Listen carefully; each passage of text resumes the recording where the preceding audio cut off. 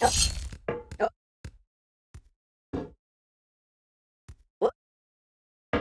no feeling more intense than starting over. If you've broken your Scratch project moments after you shared it, as I have, or you spent hours working on a project only to notice too late that one of your sprites has unexplainably gone missing. If you've made use of that difficult to name thing of thing block within the sensing category, amazingly useful but capable, due to a Scratch bug, of leaving you crying as it dumps all your scripts in one big unordered heap. If you've made real progress coding a game over the course of the week, only to come back the next day to discover you weren't even logged in, nothing has been saving.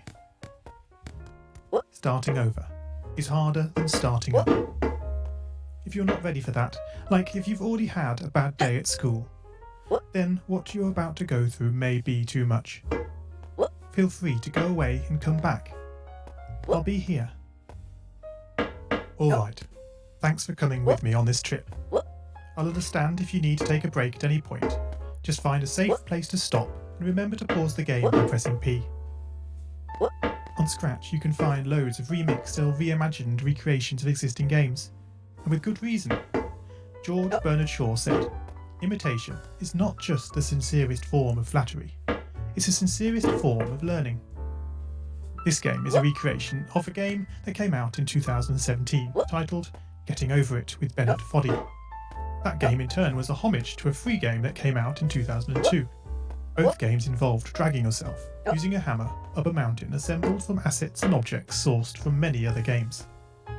It seems appropriate then that, when trying to recreate Getting Over It in Scratch, that we should construct our mountain from the same assets used in literally millions of Scratch projects, the unmistakable contents of the Scratch costume library. Unlike Unity or Unreal, Scratch does not provide you with a built-in physics or 3D rendering engine. It has no state-of-the-art debugger, you can't even pause your scripts. We are forced to program old school. Our experience capped at 30 frames per second on a 480 by 360 pixel stage. But these very restrictions force us to experiment, to think out of the box, to grow as developers as we become masters of all things Scratch. And let's not forget, what we lack in technology, we make up for in community. This fantastic bunch of budding software engineers, building, learning, creating, playing, remixing, as diverse a group of people as the very Scratch assets we now so skillfully attempt to ascend. The act of climbing, in the digital world or in the real world, has certain essential properties that give the game its flavour.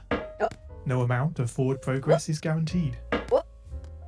When you start Getting Over It, you're standing next to a dead tree, which blocks the way to the entire rest of the game. You prod and poke at it, exploring the limits of your reach and strength, trying to find a way up. When starting a new Scratch project, that initial blank slate is both refreshing and at times a little scary. Wouldn't it be great if we could travel forward in time and review our finished projects to see how well they turned out? I certainly wish we could. The real draw of coding, what gives it that special zing, is the challenge of accomplishing something you've never done before. At this point, you don't want to fall into the trap of rushing into creating loads of content, designing all the levels, the player costumes, all the easier stuff that can be perfected later. No, before all that, you need to prod and poke that tree.